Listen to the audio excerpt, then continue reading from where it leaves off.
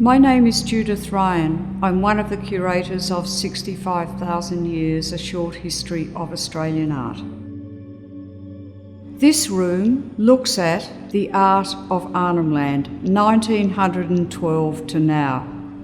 It explores the emergence of a singular art medium across Arnhem Land that initially was triggered by the engagement of Aboriginal people with Ballender, European anthropologists, missionaries and artists. Prior to European contact, Aboriginal art in Arnhem Land was confined to ceremony. The designs were not seen by Ballender outsiders. The first strategic encounter took place between Baldwin Spencer, the Professor of Biology at the University of Melbourne and the Director of the National Museum of Victoria. In 1912, as second Protector of Aborigines in the Northern Territory, he encountered Gagadju and Yolŋu people living in the West Arnhem Land escarpment country. He was inspired by the images he saw on the rock escarpment and in their wet season bark shelters, images of X-ray animals, fish, plants and spirit beings. And initially, he collected 38 images from their wet season bark shelters and deposited them in the Museum of Victoria collection. Then he worked with Paddy Carl to commission Gagadju and Yolŋu men to paint images on sheets of stringy bark similar to what he had seen. 170 works were commissioned, which were the first works to be seen outside the shelters and the rock face of Arnhem Land. This was really the beginning of what we think of as the bark tradition. Paintings on individual sheets of stringy bark in the natural ochres found on the artist's country. Now, there's something about this medium that is particularly special and different from some of the other works that are in evidence in other parts of Indigenous Australia. They have a materiality that is matte, because they're made of eucalyptus stringy bark, stripped from trees in the wet season. They want to curl back into the shape of the tree, and therefore they are objects of extreme singularity. This gallery reveals one of the pioneering moments when this art medium came into being on individual sheets of bark and was seen by non-Aboriginal people. We also look at another strategic encounter.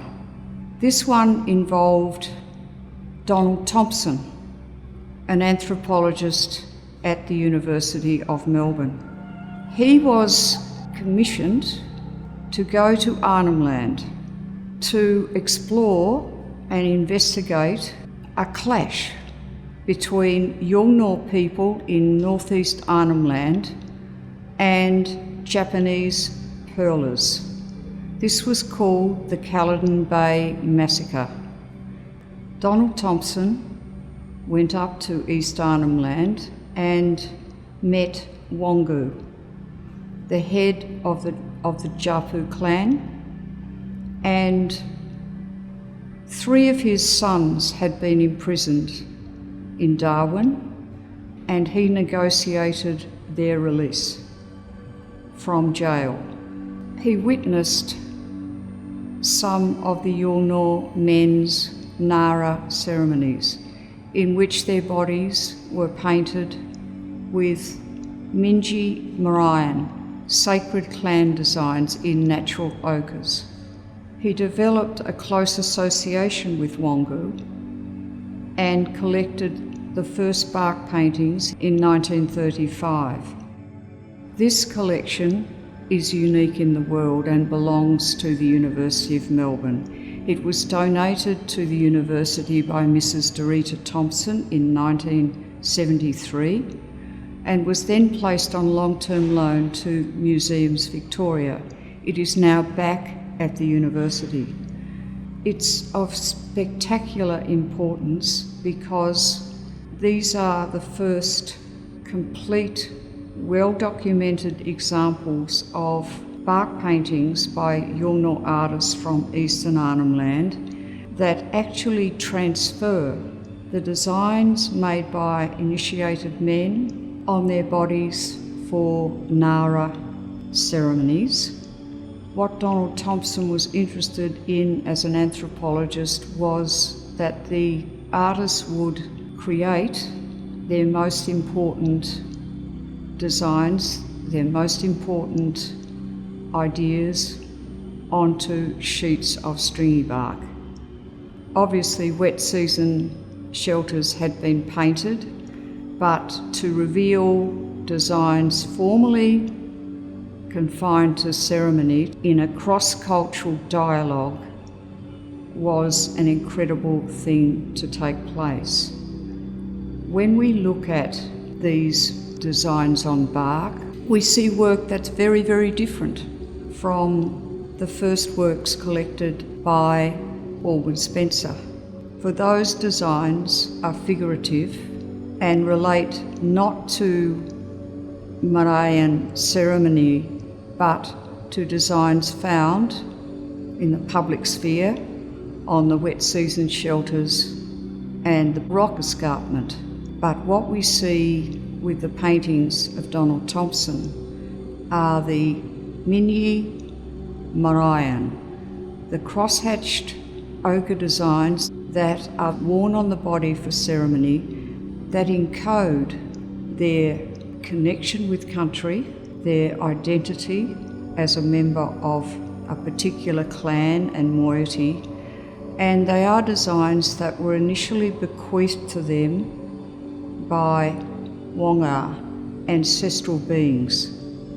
These designs are ancient and incredibly important, and the fact that we have them here as the beginning of a rich art form amongst the Yolŋu people is incredible to behold. To show these works in an environment that was appropriate, we were thinking about the pandanus and eucalypt forests of this part of Arnhem Land, and so a green wall colour was chosen. The other thing that we were trying to convey in this quite narrow space was the density of the eucalypt forest. We have some works on stringy bark that are not hanging on the wall. What we see subdivided into Dua moiety and Yirritja moiety clan designs is like a large number of men decorated with Marian Minji, coming together for song and dance and ceremony. And this is deliberately how the design of this space has been articulated. These works are not as they used to be seen in glass cases or behind perspex. What this enables us as viewers to experience is the immediacy and the materiality of these designs, and it brings us into direct communication with the artists themselves. A lot of the meaning of these designs is not to be discussed with uninitiated people. So the innermost meanings of these bark paintings are not revealed. We also have bati, which are cultural objects made by women but adorned by men in a ceremony. They are exquisitely made, and it must be remembered that at this time in Arnhem Land, women were not entitled to paint in ochres on stringy bark, and nor were their names recorded as the makers of the fibre objects. This was something that was happening right across Indigenous Australia. Male anthropologists did not believe that women would know as much about ceremony, and nor were they interested in recording their names. Following Donald Thompson's commission, Yolŋu artists in Milingimbi and Yirrkala through the mission stations established a dialogue between Yolŋu and Ballanda, black and white, in which they used art as a form of diplomacy, revealing to missionaries and to other Ballanda the importance of their designs and their right to maintain and practice their own law, their own religion. Eventually, art centres were established: Pukalange Molka, Milingimbi Arts and Culture. Post-2000, at Yirrkala, women, led by Gulumbu Yonapingu, and later on her sisters, Barapu and Nyapa Yonapingu, began to paint on bark. And their works were particularly adventurous. They recalled being taught by their father, Mungaroi, and being told stories which they captured on bark, both the fire dreaming and the Seven Sisters dreaming. And then a very important artist, Nonganya Marawili, was instructed to paint on bark by her husband, Jura Muninga, a Japu son of Yolŋu. And her first works, like the larrakitch, the hollow logs seen in this gallery, represent the Japu designs that you would see painted by his father Yolŋu in the exhibition. Nonganya's father, Mundakul, painted for Donald Thompson, and we have been able to show a painting by Mundakul and his daughter Nonganya that represent the same Marapa story. The interesting thing is that Nonganya was a revolutionary in a way, because she decided that she would like to incorporate the fuchsia recycled print toner with the ochres. And she has said that she represents a more outside version of the design, but it still is a representation of her Marapa identity and her connection with Marapa saltwater sites.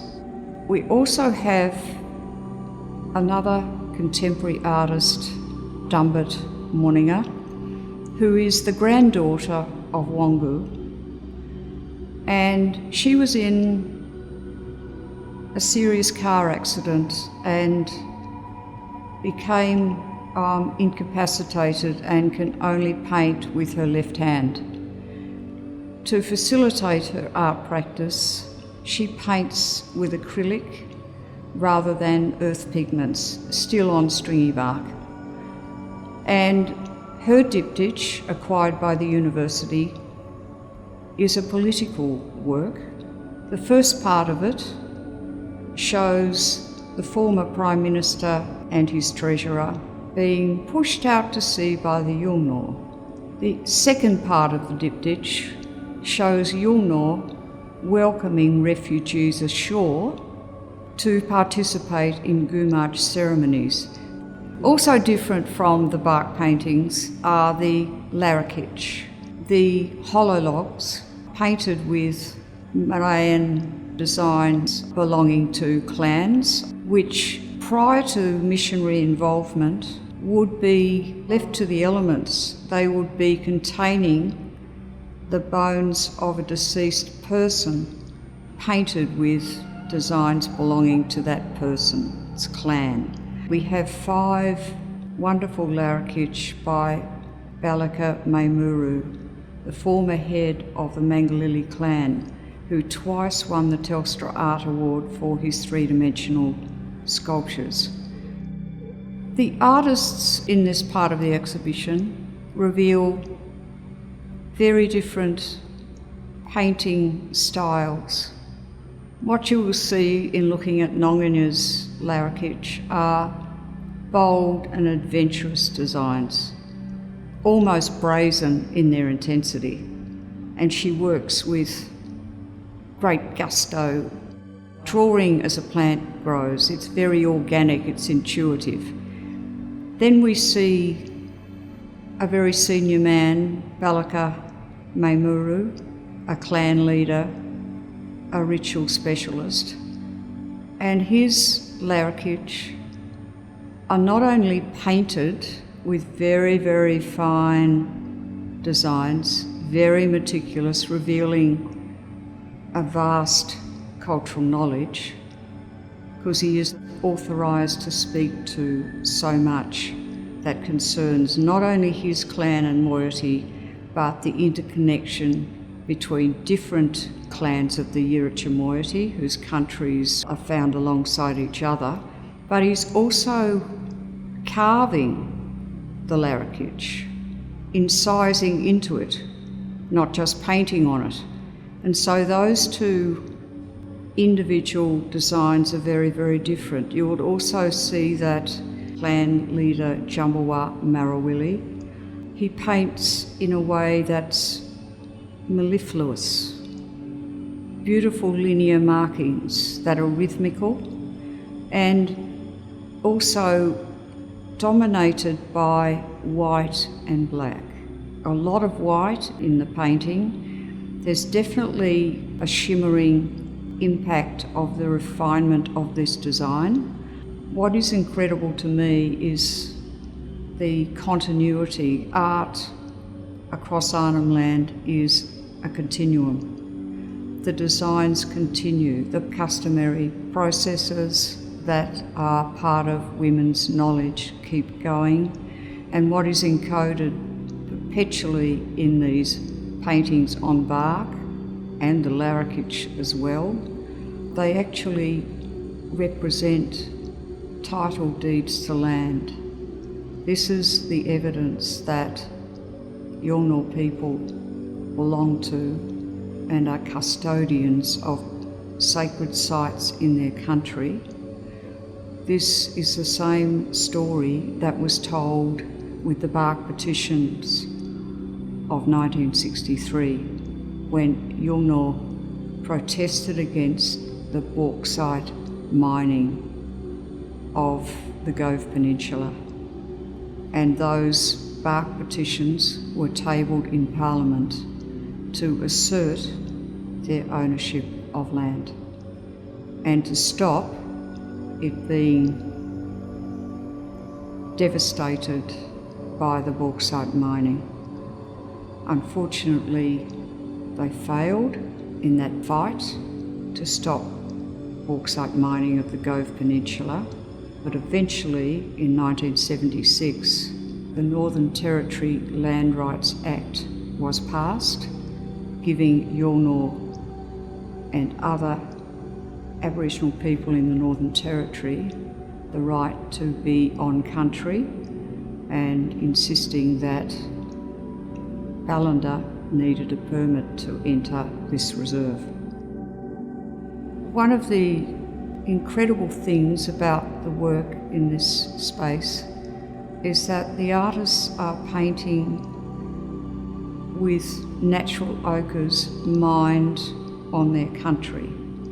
And these ochres, in their different tonalities, are associated with particular tracts of land, and some of them belong to particular moieties and clans and need to be traded. The stringybark is harvested during the wet season from the stringybark forests in Arnhem Land, and then the artist applies the ochre using a marawat, a brush of human hair, working directly onto the surface of the bark. When you're looking at the paintings from West Arnhem Land, for which artists were paid in sticks of tobacco, you will see that the designs are perhaps more hastily painted, which might have been the case with the wet season shelters or the rock escarpment. But there is a bark painting from the early 1960s by Yolŋu artist Nonganyari that represents the body designs of two initiated men that are also covered with cross-hatching. From a ceremonial context, we are traversing a huge distance. We are looking at designs from many different clans. We are thinking about different sacred sites and clan sites. And we're also crossing over 100 years, and yet we see this incredible continuity. The designs continue, their meanings are understood by descendants of the artists who were painting so long ago. This is one of the incredible things that we are celebrating in this exhibition, 65,000 years, a short history of Australian art. This gallery is not a white cube display. It is maximal, like the rest of the exhibition, rather than minimal. But we decided to use different wall colours to distinguish between different time periods and parts of Arnhem Land. We used a very dark wall to highlight the 1912 paintings commissioned in the West Arnhem Land escarpment country by Baldwin Spencer and Paddy Cale, and that was actually so that they would look as if they were emerging out of the rock escarpment. And that was why they were sort of hung at slightly different heights. We tried to sort of get away from just symmetrical hanging or everything at 450 height, as is customary when you are doing a more orderly hang. I think that it works very well with the organic nature of the medium. And then the green, the pandanus green of the eucalypt forest, was chosen to set off the designs commissioned by Donald Thompson, and it was as if we wanted those bark paintings and bati to be seen on country, in an environment in which artists had painted them, and then to show the revolution of different colours, women coming to the fore, larrakitch and other things. We decided to highlight that with a white wall so that the fuchsia toner, the blue barks of Dumbit, and the beautiful, largely white larrakitch of Balaka and bark paintings of Wukan and Jumbawa could really shine, and we could see that this was a modern form of Yolŋu art that is now dominating the marketplace in Australia. The invitation is for visitors to wander at will, as if they're walking through a forest of eucalypts, and imagine these vertical stringy barks dominating the environment.